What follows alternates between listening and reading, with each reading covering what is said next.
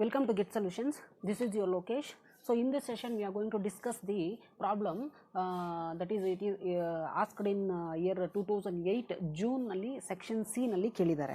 Okay, so it is based on the calculation of net present value and internal rate of return under module 2. Okay, so investment decision and capital budgeting ಇದರಲ್ಲಿ ಕೇಳಿದ್ದಾರೆ. Okay, let's see the problem now. So already ನಿಮಗೆ ಕ್ಲಾಸಲ್ಲಿ ಮಾಡಿಸಿದ್ದೀನಿ. So just see so Zoom ಕ್ಲಾಸಲ್ಲಿ ಆಗಿರೋದ್ರಿಂದ ತುಂಬ disturbance ಆಗಿರೋದ್ರಿಂದ ಅಲ್ಲಿ ಸರಿಯಾಗಿ ಹೇಳ್ಕೊಡೋದಕ್ಕಾಗಿಲ್ಲ. So just see the problem now how we are going to calculate step by step. That is based on NPV and IRR. Okay, see, a company is considering which of two mutually exclusive project it should be undertake. So projects ಅನ್ನೋದನ್ನು underline ಮಾಡ್ಕೊಳ್ಳಿ. ಯಾಕೆ ಪ್ರಾಜೆಕ್ಟ್ಸ್ನ ಅನ್ನೋದನ್ನು underline ಮಾಡ್ಕೋಬೇಕು ಅಂತ ಹೇಳಿದ್ರೆ, if in the problem if they asked regarding the project then you don't think about the depreciation. Asset ಅಂತ ಏನಾದರೂ ಮೆನ್ಷನ್ ಮಾಡಿದರೆ ಅಥವಾ ಮೆಷಿನರಿ ಅಂತ ಏನಾದರೂ ಮೆನ್ಷನ್ ಮಾಡಿದರೆ then you have to concentrate on the depreciation concept. Okay, so ಈಗ project ಅನ್ನೋದ್ರಿಂದ cash flows ಏನು ಕೊಟ್ಟಿರ್ತಾನೋ ಅದ್ರ ಬೇಸ್ ಮೇಲೆ ಡೈರೆಕ್ಟಾಗಿ ನೀವು ಮಾಡ್ತಾ ಹೋಗಿ. Okay, so in case machinery ಅಥವಾ ಅಸೆಟ್ ಅಂತ ಏನಾದರೂ ಕೊಟ್ಟಿದ್ರೆ, for example how we are going to calculate the net present value. Net present value is calculated based on present value of cash inflow minus present value of cash outflow, right? So ಈಗ net present ವ್ಯಾಲ್ಯೂಗೆ ನಾವು ಯಾವ ಥರ cash ಫ್ಲೋಸ್ನ consider ಮಾಡ್ತೀವಿ? That is cash flow after tax before ಡಿಪ್ರಿಸಿಯೇಷನ್ನ ನಾವು consideration ಮಾಡ್ತೀವಿ, ರೈಟ್? ಓಕೆ, ಸೊ ಈಗ ನೆಟ್ ಪ್ರೆಸೆಂಟ್ ವ್ಯಾಲ್ಯೂ ಕ್ಯಾಲ್ಕುಲೇಷನ್ ಮಾಡಬೇಕು ಅಂತ ಹೇಳಿದ್ರೆ,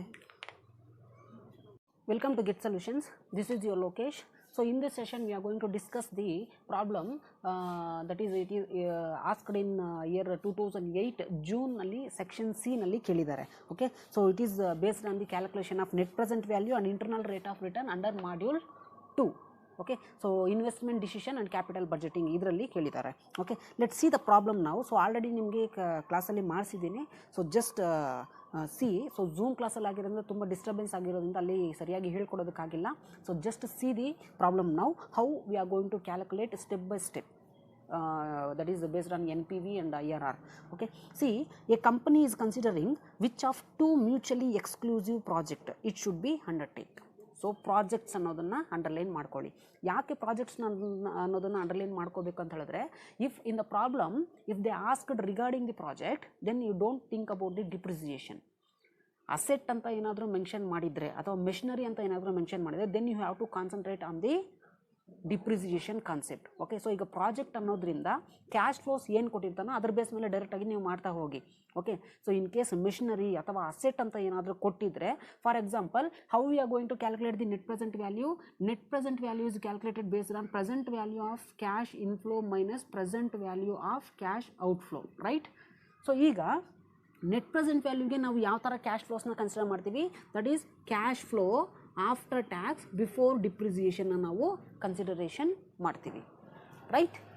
ಈ ಡಿಪ್ರಿಸಿಯೇಷನ್ ಬಗ್ಗೆ ಯಾವಾಗ ನಾವು ಥಿಂಕ್ ಮಾಡಬೇಕಂತ ಹೇಳಿದ್ರೆ, ಪ್ರಾಬ್ಲಮಲ್ಲಿ ಮಿಷನರಿ ಅಥವಾ ಅಸೆಟ್ ಅಂತ ಕೊಟ್ಟಿದ್ರೆ ಮಾತ್ರ.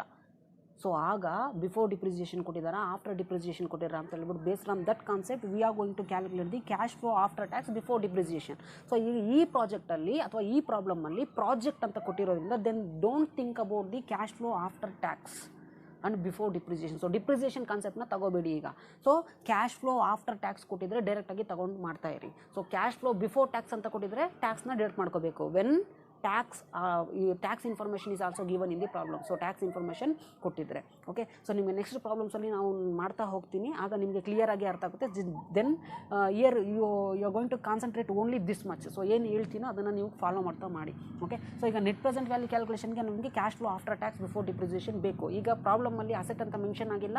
ಸೊ ಕ್ಯಾಶ್ ಫ್ಲೋಸ್ ಏನು ಕೊಟ್ಟಿದ್ದಾರೋ ಅದನ್ನು ಡೈರೆಕ್ಟಾಗಿ ಹಾಕ್ಕೊಂಡು ಮಾಡ್ತಾ ಹೋಗಿ. But you have to keep it in mind the formula to compute the net present value of cash inflow and present value of cash ಔಟ್ಫ್ಲೋನ ನಾವು ಡಿರೆಕ್ಟ್ ಮಾಡ್ಕೋಬೇಕು. Okay, so see the next line. The finance directors thinks that the project with the NPV should be chosen, whereas the managing director thinks that one which higher NPV and higher internal rate of return should be undertake. So general ಆಗಿ ನಾವು NPVನ ಯಾವಾಗ ನಾವು select ಮಾಡ್ತೀವಿ ಅಂತ ಹೇಳಿದ್ರೆ, when net present value is positive then accept the project. So internal rate of return ಅಷ್ಟೇ, higher internal rate of return ಇದ್ದರೆ ನಾವು ಸೆಲೆಕ್ಟ್ ಮಾಡ್ತೀವಿ. ಸೊ ಅದನ್ನೇ ಅವನು ಹೇಳ್ತಿದ್ದಾನೆ ಮ್ಯಾನೇಜಿಂಗ್ ಡೈರೆಕ್ಟರ್, NPV ಹೈಯರ್ ಇದ್ದರೆ ಸೆಲೆಕ್ಟ್ ಮಾಡಿ, internal rate of return higher ಇದ್ದರೆ ಸೆಲೆಕ್ಟ್ ಮಾಡಿ ಅಂತ ಹೇಳ್ಬಿಟ್ಟು ಹೇಳ್ತಿದ್ದಾರೆ. Okay, next see IRR should B undertaken especially both the project have the same initial outflow. So project X ಮತ್ತು Y ಇನ್ಫಾರ್ಮೇಷನ್ ಕೊಟ್ಟಿದ್ದಾರೆ. So ಎರಡೂ ಪ್ರಾಜೆಕ್ಟದು ಔಟ್ಫ್ಲೋ ಅಂದರೆ ಇನ್ವೆಸ್ಟ್ಮೆಂಟ್ ಬಂದ್ಬಿಟ್ಟು ಸೇಮ್ ಅಮೌಂಟ್ ಇನ್ವೆಸ್ಟ್ಮೆಂಟ್ ಮಾಡ್ತಿದ್ದಾರಂತೆ. ಸೊ ಎಲ್ಲಿ ಕೊಟ್ಟಿದ್ದಾರೆ information, see project X project Y 200 ಅಂದ್ಬಿಟ್ಟು ವಿತಿನ್ ಬ್ರಾಕೆಟಲ್ಲಿ ಕೊಟ್ಟಿದ್ದಾರೆ. ಸೊ ಇನಿಷಿಯಲ್ ಔಟ್ಫ್ಲೋ ಈಸ್ 200 ಬ್ರಾಕೆಟಲ್ಲಿ ಯಾಕೆ ಕೊಟ್ಟಿದ್ದಾರೆ ಅಂತ ಹೇಳಿದ್ರೆ it is outflow from the business organisation. ಒಂದು ಇನ್ವೆಸ್ಟ್ಮೆಂಟ್ ಮಾಡಬೇಕಂತ ಹೇಳಿದ್ರೆ we are going to give a cash. So therefore the cash is outflow from the business organization. So this is a minus value ಅಂದರೆ investment ಮಾಡ್ತಿದ್ದೀವಿ ಅಂತ ಹೇಳ್ಬಿಟ್ಟು. Okay, so ಇದು amount ಬಂದ್ಬಿಟ್ಟು thousands ಅಲ್ಲಿ ಕೊಟ್ಟಿದ್ದಾರೆ. ಓಕೆ, ಸೊ ಅಲ್ಲಿ 2 zeros ಮಾತ್ರ ಕೊಟ್ಟಿದ್ದಾರೆ. It is actually thousands, 3 zeros ಬರ್ಕೋಬೇಕು. ಓಕೆ, ಸೊ ಥೌಸಂಡ್ಸ್ ಅಲ್ಲಿ ಕೊಟ್ಟಿದ್ದಾರೆ. So then it will become 2 lakhs. ಯಾಕಂತೇಳಿದ್ರೆ ಥೌಸಂಡ್ಸ್ನ ಮಲ್ಟಿಪ್ಲೈ ಮಾಡಿಕೊಂಡ್ರೆ 2 lakhs ಇನ್ವೆಸ್ಟ್ಮೆಂಟ್ ಮಾಡ್ತಿದ್ದಾರೆ ಅಂತ ಹೇಳ್ಬಿಟ್ಟು ನಮಗೆ ಇನ್ಫಾರ್ಮೇಷನ್ ಸಿಗುತ್ತೆ. Okay, and the length of the life is also same for the project ಅಂತ ಹೇಳಿದ್ರೆ ಇದು 5 years, ಇದು 5 years. ಯಾಕಂತ ಹೇಳಿದ್ರೆ 5 years ಕ್ಯಾಶ್ ಫ್ಲೋ ಕೊಟ್ಟಿದ್ದಾರೆ. That's it. Okay, so next see here cash flow given in thousands. So project X 200 means 2 lakhs is the initial outflow, and project Y is also 2 lakh is the initial outflow. And cash flows ಕೊಟ್ಟಿದ್ದಾರೆ 35, 80, 90, 75 and 20. So this is nothing but the cash inflow. Okay, for the business organization, inflow on the business ke bartide. So first year 35, second year 80. So it is given in the thousands. So therefore it becomes 35,000, 80,000, 90,000, 75,000 and 20,000. And project wise similarly 218 in the sense we have to multiply the thousands for this 2 lakh, that is 218. So then it will become 2,18,000. Next 10,000, 10,000, 4,000 and 3,000. So you are required to calculate the net present value and internal rate of return. And second question, state with the reasons which project you would recommend. And third one, explain the inconsistency in the ranking of the 2 projects. So problem ಅಲ್ಲಿ ಇನ್ನೊಂದು ನೆನಪಿಟ್ಕೊಳ್ಳಿ, problem ಅಲ್ಲೇ ಅವರು present value factors ಕೊಟ್ಟಿದ್ರೆ ಆ present value factors ಏನಿದೆಯೋ ಅದನ್ನು ನೀವು apply ಮಾಡಿಕೊಂಡು ಮಾಡಿ. ಇಲ್ಲ ಅಂತ ಹೇಳಿದ್ರೆ ಕಾಸ್ಟ್ ಆಫ್ ಕ್ಯಾಪಿಟಲ್ ಪಕ್ಕ ಕೊಟ್ಟಿರ್ತಾರೆ NPV ಕ್ಯಾಲ್ಕುಲೇಷನ್ಗೆ. Internal rate of return calculation ಮಾಡುವಾಗ ಮಾತ್ರ ಯಾವ ಪರ್ಸೆಂಟೇಜ್ ಅಪ್ಲೈ ಮಾಡಬೇಕು ಅಂತ ಕೆಲವೊಂದು ಪ್ರಾಬ್ಲಮ್ಸಲ್ಲಿ ಕೊಟ್ಟಿರೋದಿಲ್ಲ. ಫ್ಯೂಚರ್ ಪ್ರಾಬ್ಲಮ್ಸಲ್ಲಿ ನಾನು ಹೇಳ್ಕೊಡ್ತೀನಿ. ಇನ್ ಕೇಸ್ ಏನಾದರೂ ಪ್ರಾಬ್ಲಮಲ್ಲಿ ಕೊಟ್ಟಿದ್ದರೆ ಇಂಟರ್ನಲ್ ರೇಟ್ ಆಫ್ ರಿಟರ್ನ್ ಅನ್ನೋ ಕಾನ್ಸೆಪ್ಟ್ ಆ ಪ್ರಾಬ್ಲಮಲ್ಲಿ ಇದ್ದರೆ ಪ್ರಾಬ್ಲಮಲ್ಲಿ ಎಷ್ಟು ಪರ್ಸೆಂಟೇಜ್ ಕೊಟ್ಟಿರ್ತಾರೋ ಅದ್ರ ಬೇಸ್ ಮೇಲೆ ನೀವು ಕ್ಯಾಲ್ಕುಲೇಷನ್ ಮಾಡಿಬಿಡಿ. ಫಾರ್ ಎಕ್ಸಾಂಪಲ್ ಇಲ್ಲಿ 10%, 20% ಕೊಟ್ಟಿದ್ದಾರೆ, ಆಯಿತಾ? ಸೊ 10%, 20% ಎರಡೂ ಅಪ್ಲೈ ಮಾಡಿ ಕ್ಯಾಲ್ಕುಲೇಷನ್ ಮಾಡಿ. Okay, but that is not the way of solving the problem. So ನಿಮಗೆ ಆನ್ಲೈನಲ್ಲಿ ಆಗಿರೋದ್ರಿಂದ ತುಂಬ ಲೆಂತಿ ಮಾಡೋಕ್ಕಾಗೋದಿಲ್ಲ ಪ್ರಾಬ್ಲಮ್ಸ್ನ.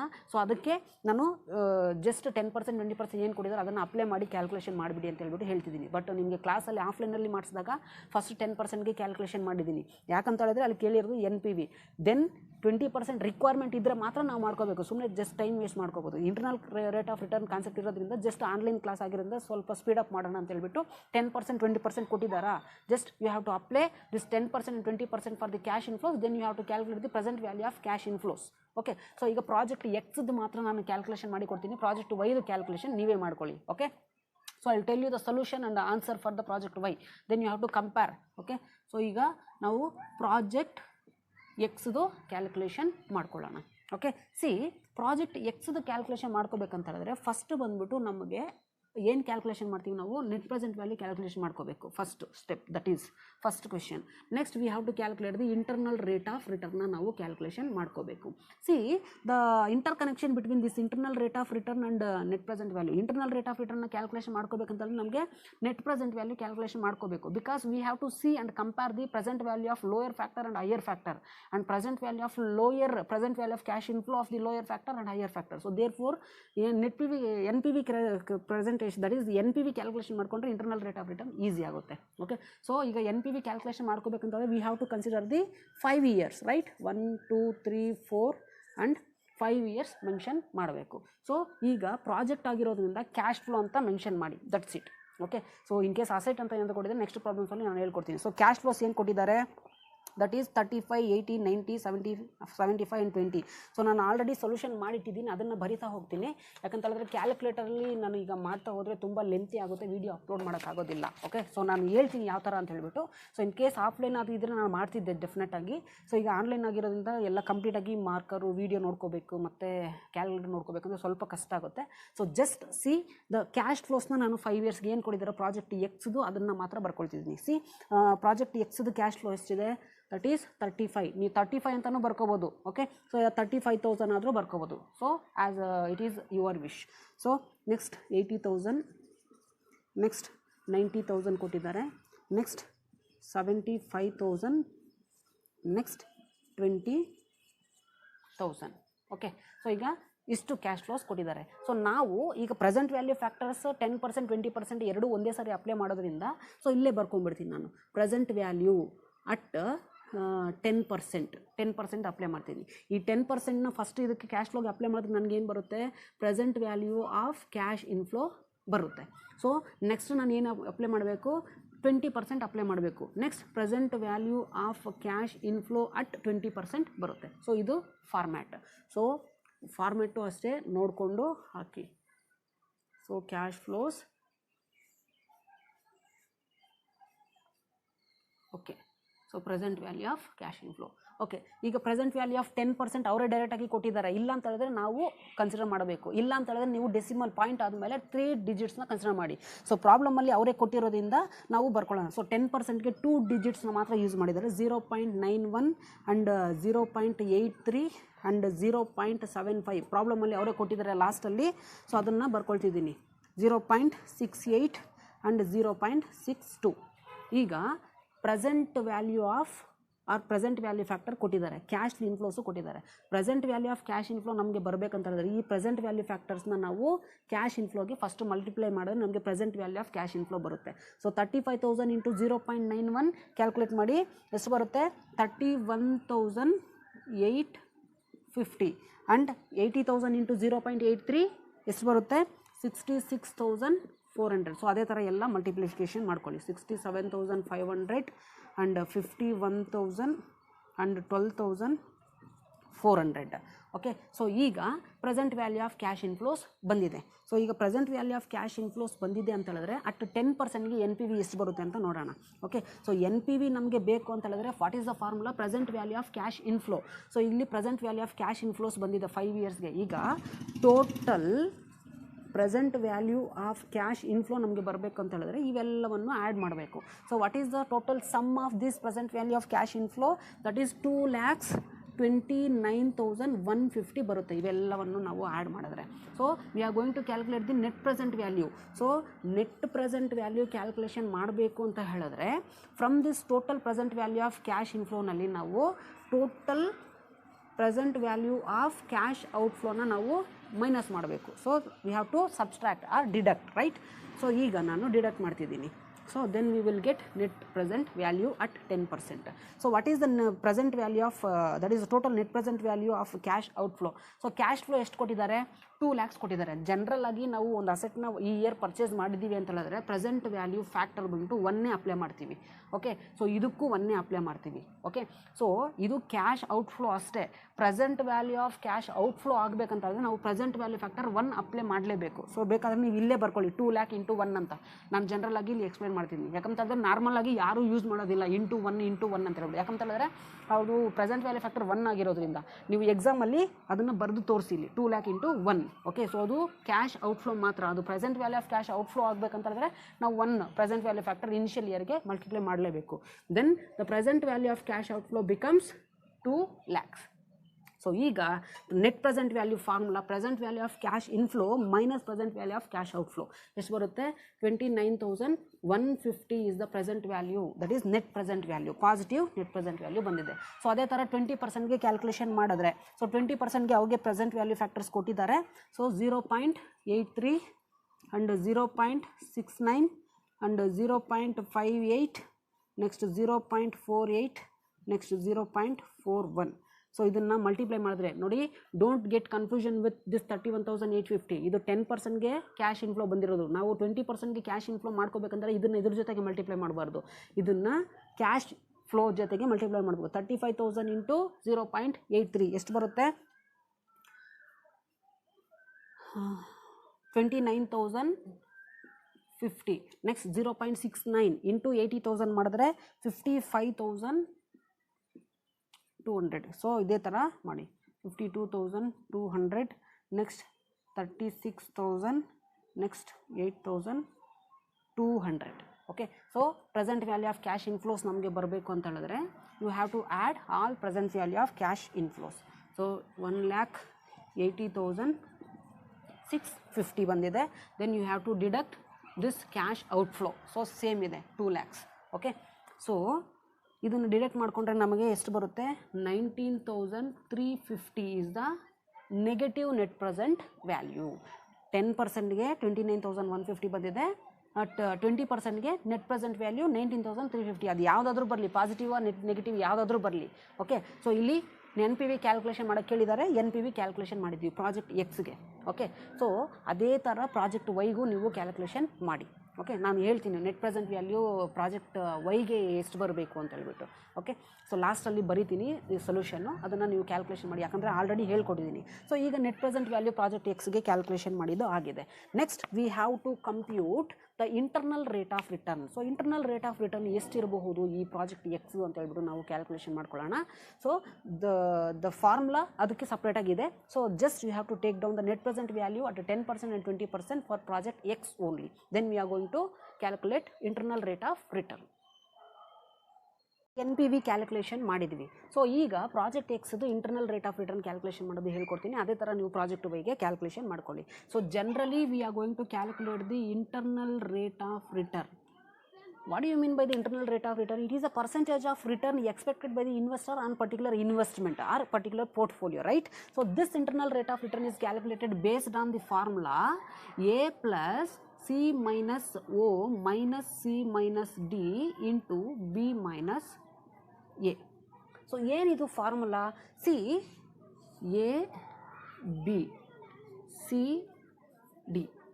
So you know the alphabetics, right? A B C D, right? So ಈಗ ಎ ಅಂತ ಹೇಳಿದ್ರೆ lower factor. Just you have to keep it in mind. A ultimately A ಅಂತ ಹೇಳಿದ್ರೆ A is nothing but lower factor ಅಂತ ಹೇಳಿದ್ರೆ B is nothing but higher factor ಅಲ್ವಾ? So ಈಗ project ಎಕ್ಸಲ್ಲಿ ನಾವು ಡಿಫ್ರೆಂಟ್ ಫ್ಯಾಕ್ಟರ್ಸ್ ಇದೆ, ಪ್ರೆಸೆಂಟ್ ವ್ಯಾಲ್ಯೂ ಫ್ಯಾಕ್ಟರ್ಸ್. ಈ ಎರಡು ಪ್ರೆಸೆಂಟ್ ವ್ಯಾಲ್ಯೂ ಫ್ಯಾಕ್ಟರ್ಸಲ್ಲಿ ಲೋಯರ್ ಫ್ಯಾಕ್ಟರ್ ಯಾವುದು? ಸೊ ಎರಡು ಪ್ರೆಸೆಂಟ್ ವ್ಯಾಲ್ಯೂ ಫ್ಯಾಕ್ಟರ್ಸ್ನ ಅಪ್ಲೈ ಮಾಡಿದ್ವಿ, 10% ಮತ್ತು 20%. ಇವೆರಡರಲ್ಲಿ ಲೋಯೆಸ್ಟ್ ಯಾವುದು? 10%. So A is nothing but 10%. So B is nothing but ultimately highest factor, that is 20%. ಅಲ್ವಾ? ಸೊ ಈಗ C is nothing but C is also related to this factor only. So C is nothing but but it will be focused on present value of cash inflow. Cash inflows na adu focus ಮಾಡುತ್ತೆ. So C start with C, cash, ಅದನ್ನು ನೆನ್ಪಿಟ್ಕೊಳ್ಳಿ. Cash inflow ಜೊತೆಗೆ deal ಮಾಡುತ್ತೆ. Cash inflow ಜೊತೆಗೆ deal ಮಾಡುತ್ತೆ ಅಂತ ಹೇಳಿದ್ರೆ ಯಾವ್ದು ತಗೊಳುತ್ತೆ cash inflow? Ultimately lower factor. Lower ಫ್ಯಾಕ್ಟರ್ದು cash inflow. So lower factor ಯಾವುದು? 10%. ಲೋಯರ್ ಫ್ಯಾಕ್ಟರ್ದು ಕ್ಯಾಶ್ ಇನ್ಫ್ಲೋ ಯಾವುದು? 2,29,150. 2,29,150. ಸೊ ಇದು ನೆನಪು ಬಂದಿಲ್ಲ ಅಂತಂದರೆ ಸಿ ನೆನಪಿಟ್ಕೊಳ್ಳಿ. Cash inflow C starts with cash, starts with C, ಅದನ್ನು ನೆನಪಿಟ್ಕೊಳ್ಳಿ. ಇದು present value of cash inflow of lower factor ಆದರೆ ultimately D is nothing but present value, that is present value of cash inflow of higher factor. Higher factor 20%, ಅದರದ್ದು present value of cash inflow ಎಷ್ಟು? 1,80,650 ಅಲ್ವಾ? So then you have to apply this into formula. So ಈಗ A is nothing but 10%. So 10 ಅಂತ ಬರೀರಿ, percentage use ಮಾಡಬೇಡಿ. Next C is nothing but present value of cash inflow of lower factor 2,29,150 minus O is nothing but original investment. ಪ್ರಾಬ್ಲಮಲ್ಲಿದೆ, ಎಷ್ಟು investment ಮಾಡಬೇಕು?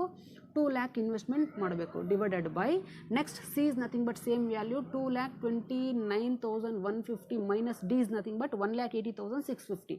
1,80,650. Next B is nothing but 20% minus A is nothing but 10%. 20 minus 10. So just we have to simplify this.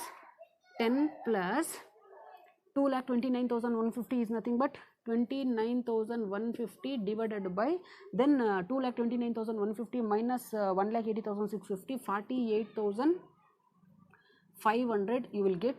Then 20 minus 10, that is 10. Okay. So ಇದನ್ನು ನಾನು rub ಮಾಡ್ತೀನಿ. Next you will get 10 plus, so 29,150 divided by 48,500 ಮಾಡಿದ್ರೆ ನಿಮಗೆ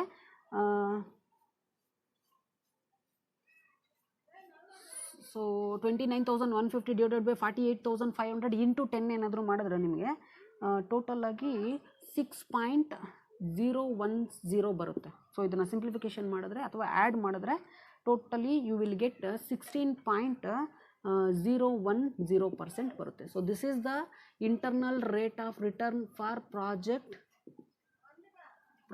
ಎಕ್ಸ್ಗೆ internal rate of return 16.010 ಬರುತ್ತೆ. So ಇದೇ ಥರ project ವೈಗೆ calculation ಮಾಡಿ ನಾನು ಸೊಲ್ಯೂಷನ್ಸ್ನ ಬರಿತೀನಿ. ಸೊ ಅದನ್ನು ಬರುತ್ತಾ ಇಲ್ವಾ ಅಂತ ನೋಡಿ.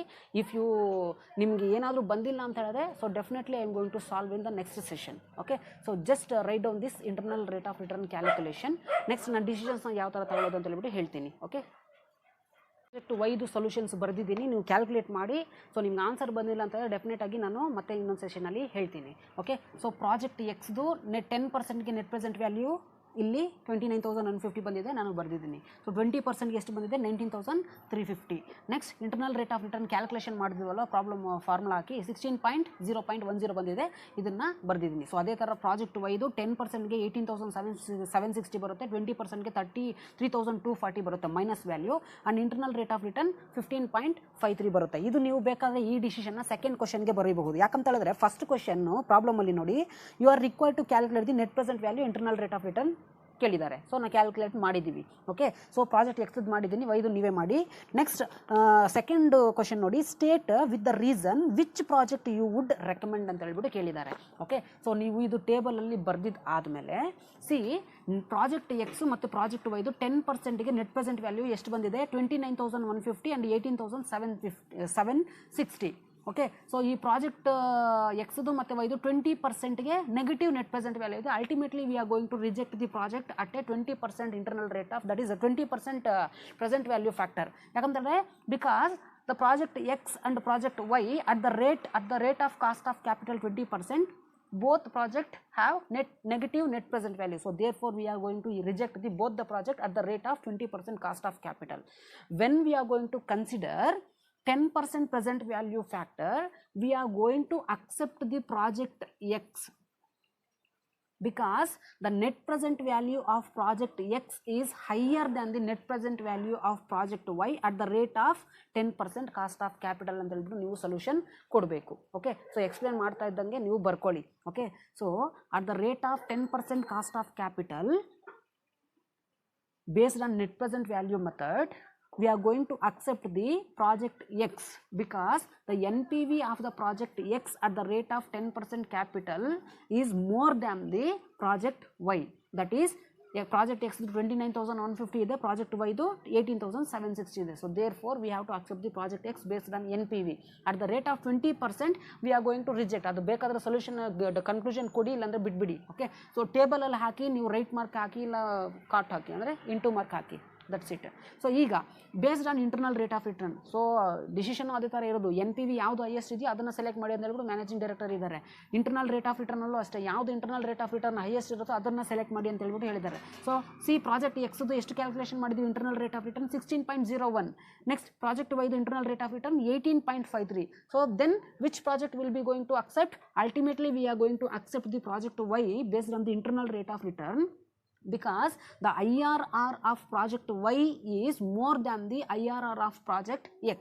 That is 18.53 ಪ್ರಾಜೆಕ್ಟ್ ವೈ ಇದ್ದರೆ 16.01 ಪ್ರಾಜೆಕ್ಟ್ ಎಕ್ಸ್ ಇದೆ, ಇದಕ್ಕಿಂತ ಇದು ಕಡಿಮೆ. ಸೊ ಅದಕ್ಕಾಗಿ ನಾವು ಇಂಟರ್ನಲ್ ರೇಟ್ ಆಫ್ ರಿಟರ್ನಲ್ಲಿ ಪ್ರಾಜೆಕ್ಟ್ ವೈನ ಸೆಲೆಕ್ಟ್ ಮಾಡ್ತಿದ್ದೀವಿ ಅಂತ ಹೇಳ್ಬಿಟ್ಟು ಕನ್ಕ್ಲೂಷನ್ ಕೊಡಬೇಕು. ಓಕೆ. ಸೊ ನೀವೇ ಕನ್ಕ್ಲೂಷನ್ನ ಬರೀರಿ. ಓಕೆ. ಕಲ್ಕೊಳ್ತೀರಾ.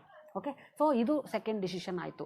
ನೆಕ್ಸ್ಟ್ ಬಂದು ಥರ್ಡ್ ಕ್ವಶನ್ ಏನು ಕೇಳಿದ್ದಾನೆ, explain the inconsistency in the ranking of the two project. ಏನು ಇನ್ಕನ್ಸಿಸ್ಟೆನ್ಸಿ ಅಂತ ಹೇಳಿದ್ರೆ, ಯಾಕೆ ಇದು ಇಂಟರ್ನಲ್ ರೇಟ್ ಆಫ್ ರಿಟರ್ನ್ 16 ಬಂದಿದೆ, ಇದು ಇಂಟರ್ನಲ್ ರೇಟ್ ಆಫ್ 18.53 ಬಂದಿದೆ, ಯಾಕೆ ಇದು ನೆಗೆಟಿವ್ ವ್ಯಾಲ್ಯೂ ಪಾಸಿಟಿವ್ ವ್ಯಾಲ್ಯೂಸ್ ಬಂದಿದೆ ಅಂತ ಹೇಳಿದ್ರೆ, ಬಿಕಾಸ್ ನೀವೇನು ಬರೀತಾ ಅಂತ ಹೇಳಿದ್ರೆ, so when we consider the cash flows of the project X and project Y, cash ಫ್ಲೋಸ್ನ ಕನ್ಸಿಡರ್ ಮಾಡಿದಾಗ ಪ್ರಾಜೆಕ್ಟ್ ಎಕ್ಸ್ದು ಬಂದುಬಿಟ್ಟು ಫಸ್ಟ್ ಇಯರ್ 35,000 ಬಂದಿದೆ, ಸೆಕೆಂಡ್ ಇಯರ್ 80,000 ಬಂದಿದೆ, ಅಂದರೆ ಇನ್ಕ್ರೀಸ್ ಆಗಿದೆ. ಥರ್ಡ್ ಇಯರ್ 90,000 ಬಂದಿದೆ, ಅದು ಇನ್ಕ್ರೀಸ್ ಆಗಿದೆ. ನೆಕ್ಸ್ಟ್ ಫೋರ್ತ್ ಇಯರ್ 75,000 ಬಂದಿದೆ, ನೆಕ್ಸ್ಟ್ ಇಯರ್ 20,000 ಬಂದಿದೆ, ಡಿಕ್ರೀಸ್ ಆಗ್ತಾ ಹೋಗಿದೆ. ಸೊ ಪ್ರಾಜೆಕ್ಟ್ ಎಕ್ಸ್ಗೆ ಫಸ್ಟ್ ಇಯರಿಂದ ಥರ್ಡ್ ಇಯರ್ವರೆಗೂ ಇನ್ಕ್ರೀಸ್ ಆಗ್ತಾ ಬಂದಿದೆ, ಮತ್ತೆ ಡಿಕ್ರೀಸ್ ಆಗಿದೆ. Okay, therefore the cash flow for the project X from first year to third year, it will be going to increase, thereafter it will be going to decrease. Okay, so project Y ಅಲ್ಲಿ ನೋಡಿ first year 2,18,000 ಬಂದಿದೆ, but initially investment ಎಷ್ಟು 2 lakhs, more than the investment. So ಅದಕ್ಕಾಗಿ internal rate of return is more than the project Y ಅಂತ ಹೇಳ್ಬಿಟ್ಟು ಇನ್ಕನ್ಸಿಸ್ಟೆನ್ಸಿನ ನೀವು specify ಮಾಡಬೇಕು. So ಇನ್ನೊಂದು ಸರಿ ಹೇಳ್ತೀನಿ ನೋಡಿ, when we consider the cash flows of the both the project, that is project X and project Y, project X has the cash inflows that is in the increasing trend, that is from first year to third year, and when compare the cash inflows with the project Y, in the first year itself it has the highest cash inflow, therefore the internal rate of return is more than the project X, because when the internal rate of return ಅಲ್ಲಿ ಏನಂತ ಹೇಳಿದ್ರೆ, ಯಾವುದಾದ್ರೂ ಒಂದು ಮಂತಲ್ಲಿ initial investment ಅಥವಾ initial cash inflow ಜಾಸ್ತಿ ಬಂತು ಅಂತ ಹೇಳಿದ್ರೆ ಅದನ್ನು ಬೇರೆ ಒಂದು ಪ್ರಾಜೆಕ್ಟ್ಗೆ ಇನ್ವೆಸ್ಟ್ಮೆಂಟ್ ಮಾಡಬೇಕು ಅಂತ ಹೇಳ್ಬಿಟ್ಟು ಅಸಂಪ್ಷನ್ ಮಾಡ್ಕೊಳ್ಳುತ್ತೆ. That is why we are going to select the higher internal rate of return. Okay, so ಇದು ಇನ್ಕನ್ಸಿಸ್ಟೆನ್ಸಿನ ನೀವು ಸ್ಪೆಸಿಫೈ ಮಾಡಬೇಕು. ಸೊ ಎಕ್ಸ್ಪ್ಲೇನ್ ಮಾಡಿದ್ದು ನಿಮಗೆ ಬರ್ಕೊಳ್ಳೋದಕ್ಕೆ ಸ್ವಲ್ಪ ಕಷ್ಟ ಅಂತ ಹೇಳಿದ್ರೆ ನಾನು ಸೊಲ್ಯೂಷನ್ ನಿಮಗೆ ಕೊಡ್ತೀನಿ. Okay, so just you have to write down the internal rate of return solutions. So project ವೈಗೆ ಪ್ರಾಜೆಕ್ಟ್ ಎಕ್ಸ್ಗೆ ಇಷ್ಟು ಆನ್ಸರ್ಸ್ ಬರುತ್ತೆ, ನೀವು ಕ್ಯಾಲ್ಕುಲೇಷನ್ ಮಾಡಿ. ಸೊ ಬಂದಿಲ್ಲ ಅಂತ ಹೇಳಿದ್ರೆ ಗ್ರೂಪಲ್ಲಿ ನೀವು ಮೆಸೇಜ್ ಹಾಕಿ ನಾನು ಹೇಳ್ತೀನಿ ಯಾವ ಥರ ಕ್ಯಾಲ್ಕುಲೇಷನ್ ಮಾಡೋದು ಅಂತ. Okay, so thanks for watching. So next ಕ್ಲಾಸಲ್ಲಿ ಇನ್ನೂ ಬೇರೆ ಕ್ವಶನ್ ಪೇಪರ್ ಪ್ರಾಬ್ಲಮ್ಸ್ನ ಸಾಲ್ವ್ ಮಾಡ್ತಾ ಹೋಗೋಣ. Okay, so thanks for watching once again.